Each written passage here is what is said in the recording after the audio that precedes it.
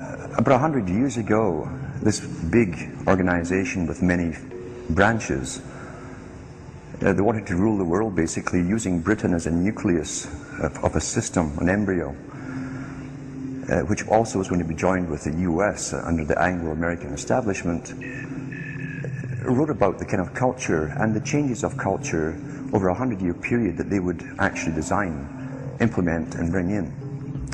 And H.G. Wells talked about it too. He talked about arenas.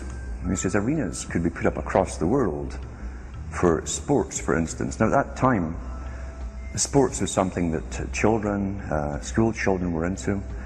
Adults became adults and got onto adult things. So it was unimaginable at the time that people could actually believe that there was even a need for adult sports and entertainment, never mind having arenas built across the world. But he said we can do this and foist basically a sports culture for the males using a tribal system. We're all tribal to an extent. That's why we even bother to vote for a tribal leader. This is well understood. That's why we're supplied with these leaders. And because the average man was to become more disengaged from his own destiny as the expert class arose, it was decided that the males would get their outlet basically, gradually becoming helpless as males through sports. Therefore they'd have a tribal team they could identify with, they could cheer them on as they were winning. In their own personal lives they were getting nowhere, they were getting disenfranchised in a sense as experts took over decision making for them in all kinds of fields. So this was psychology at use, planned before they even implemented the sports. That's why they pay athletes these fantastic salaries. I was listening to the radio the other day. They just contracted to pay one player on one team $6 million a year. Can you believe this? And why is that? It's the Roman circus. What does the emperor do when the people become restive, and when the people are asking questions, and when the people don't like the policies of the emperor? He sends them to the circus. He creates a circus. He builds a giant coliseum. And he begins to throw the Christians to the lions. And he has great chariot races and football games and basketball games, all to keep the idiots preoccupied with things that don't mean anything in the scheme of the entire world.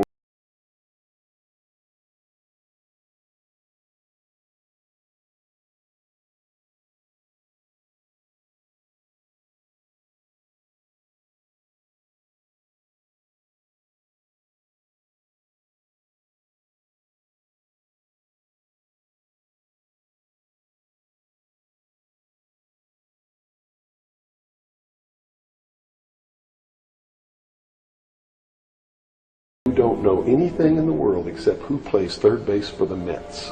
And they think that's a great accomplishment. And they meet and pat each other on the back and bond and go have cocktails and talk about what this guy that plays third base for the Mets did in last night's game. It's sad. It's really sad. When radio came along, of course, they used that to the maximum. Sports for the men, soaps basically for the women, and then in came television, as I say, with its alpha state, its hypnotic state. And sure enough, around the 1960s, really 50s and 60s, it took off. It really took off, and men became glued on Saturday nights to the sports shows.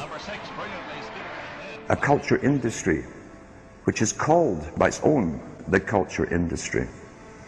The Soviet Union had a department called the culture industry. Their actors and directors were called the cultural leaders, because they would, like a computer, people are like computers, all you have to do is keep giving them new updates every so often, and you can change an entire country or a nation or a block of nations. We're all getting the same upgrades at the same time along certain paths. Today we call it political correctness. Most people want to belong to their peer group. They want to be the same as everyone else when it comes to opinions.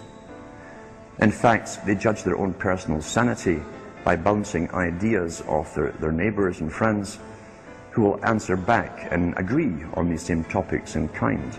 It doesn't matter if the topics or what you're given are facts or utter nonsense, as long as everyone agrees at the same time. You'll say, well, I'm sane, and your friends will all agree because they've had the same information given to them. If it's on TV and a famous face says something, then it must be true. He doesn't have to show you facts or anything else. You've been brought up with these faces. That's why they keep these guys on television into their 70s and 80s.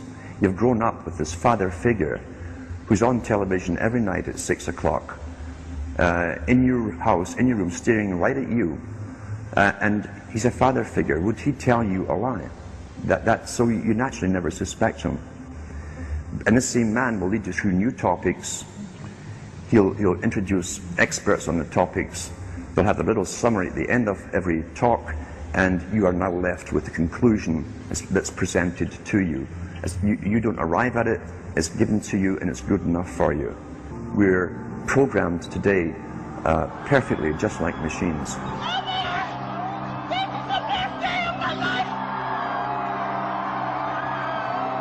We tie this in with the Brzezinski. Brzezinski said in 2 Ages. Now this guy was way up with the NSA. He's a master geopolitician.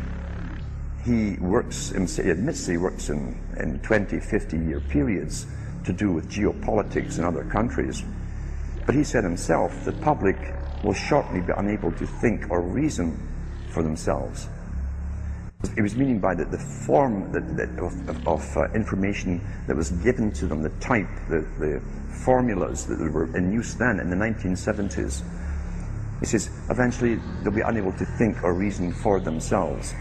And eventually, he said, they will expect the media to do all their thinking and reasoning for them.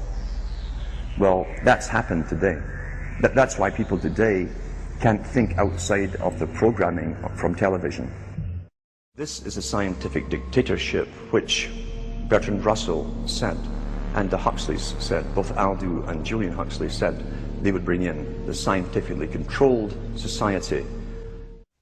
Is there any room in a kind of society where these manipulations are not taking place for this type of entertainment or any type of entertainment at all? If people understand that a game is a game, football's a game. But let me tell you something. When 150 of the most powerful men and women in the world can meet in secret in Baden-Baden, Germany, and plot the fate of billions, and nobody even cares about it, but 6 football players go to lunch together, and it's in the headlines across the country, you have a reflection of the society in which that exists. And it is a sick society that is doomed to self-destruction. So based on that scenario, there's some truth into what these men are looking at. Absolutely, and that's what makes me so sick, is that I'm trying to wake up a people who on a daily basis are proving the ones that I'm warning them about to be right. Mm-hmm. Well, so that even though a minority, there are people out there that you recognize are awake to this, if they don't do something about it, they will lose that ability to be free in that way. That's correct. Whether they might think, well, I don't need to worry about it because I know what I know and I'm fine. That's It doesn't right. work that way. There's a connection here to everything. That is correct. That is absolutely correct.